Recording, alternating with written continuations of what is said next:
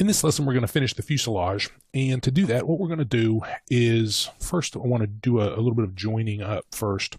What I want to do is I want to grab the edges of this front cowling, and I'm going to double click here, and I'm going to move and sew, click on the move and sew button so that it moves together. Now, I'm not going to do, well, wait, not too much, still too much. There we go. Grab those, and then I'm going to unfold. Like so. That looks weird, but one thing that can help us sometimes is we can bring up our textured preview. And remember, I've got my display image there, which is really, really bright. We don't need it, so I'm going to uncheck display image so that it doesn't. But it does show up here, and we can see, again, when we unfold this entire object, we'll get a little bit better read on this. And you can try it from time to time and go to unfold and click apply and see what we get. Now it's going to take some time, and actually, to tell you the truth, that's really not all that bad. You can check it. If it looks weird here, the best thing to do is to check on your model and see if there's stretching, and if there is, where it is. Of course, we need to go ahead and isolate select, so we can see what's going on. Yeah, we're getting some stretching here, and that has to do with this bottom piece here. I'm going to deal with that right now. The bottom piece, this basically is flattened out. So what I'm going to do is I'm going to go ahead and cut this part of the piece out. And I know this begins at the edge, so I'm going to grab that. Go around like so, and I'm going to slice that out.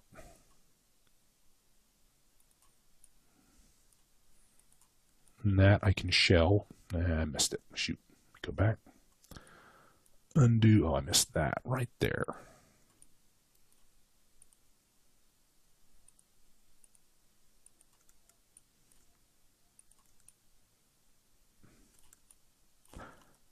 All right, so let's try that again.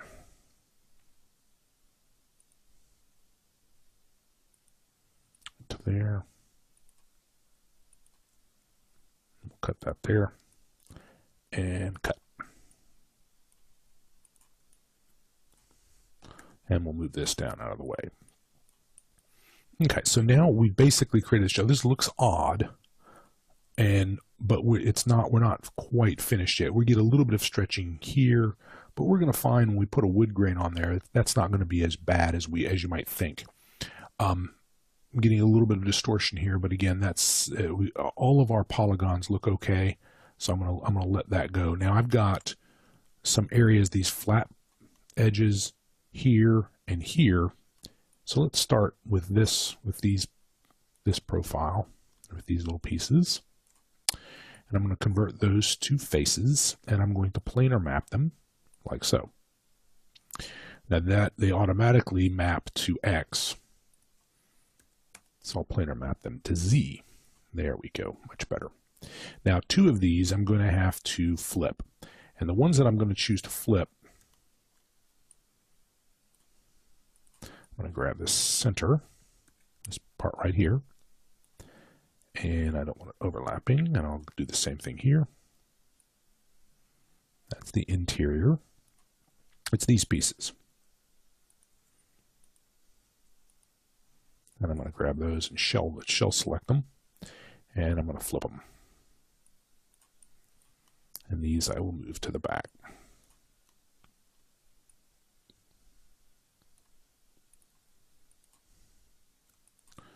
And shell those. Just separate them a little bit. All right, so that just leaves these 3 shells to flip. Go to face. Not to flip, but to actually remap. And these I'm going to remap in. I'm actually going to remap them in Y. And we'll go 90 degrees in X. Okay. So that gives me these shells. I'll go ahead and rotate these in space. Actually, I'll grab these and I'll use these nifty rotate buttons. Okay.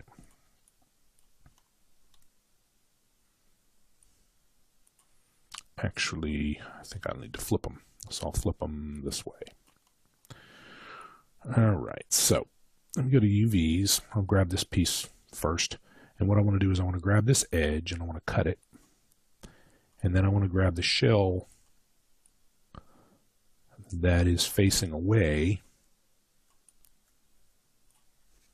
I'll move this out of the way like so.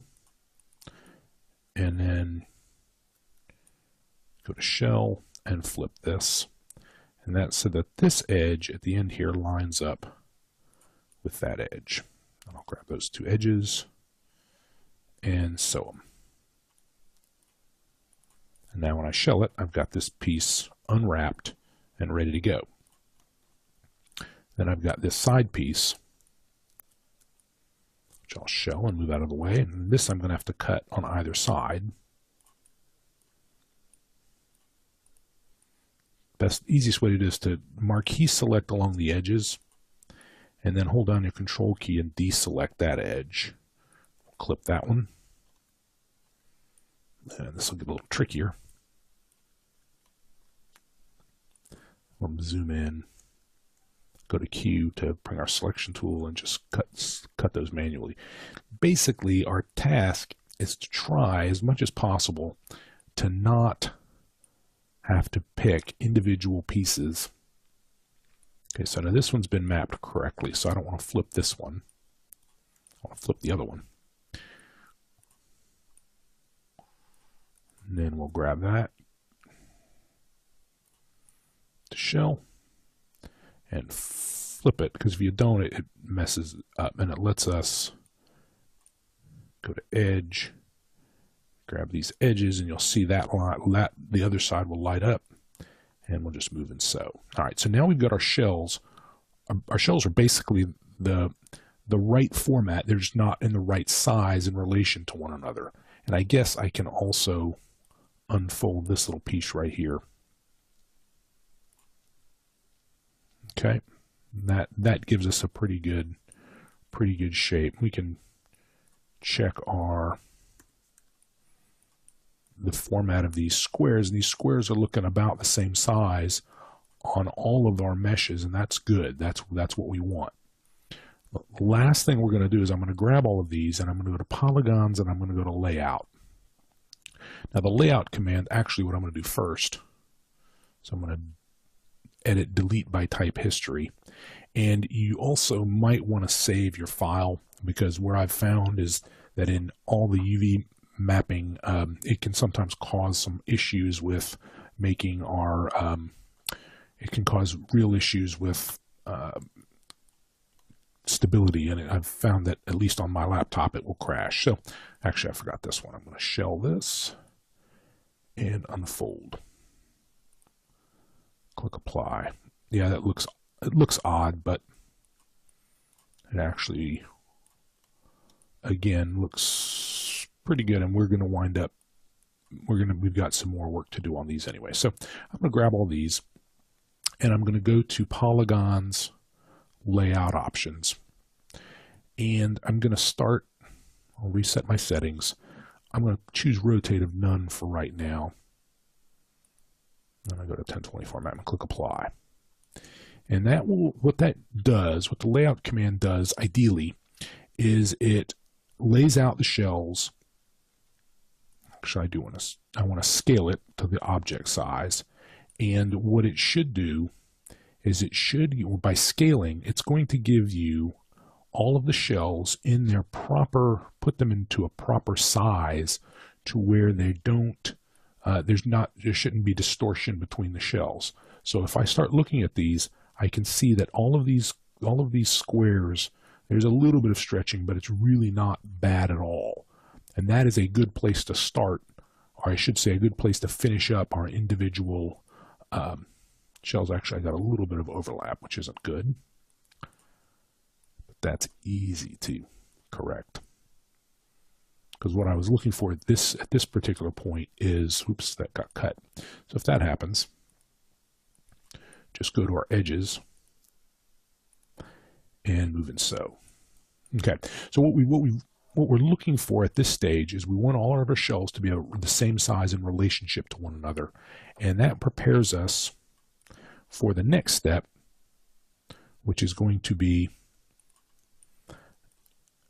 to mirror our geometry and then sew our shells together so that we get basically a solid piece. And what you'll want to do, it's not going to be well, actually it will be necessary for our printout, is go ahead and off camera, and I'll go ahead and do this, it's not hard. You should UV map. I'm going to go ahead and let UV map the cockpit off camera. Everything that we've done here the cockpit's relatively easy in relation to the body, and there isn't a real wrong way of doing it. So in the next lesson, we will begin the process of mirroring our geometries.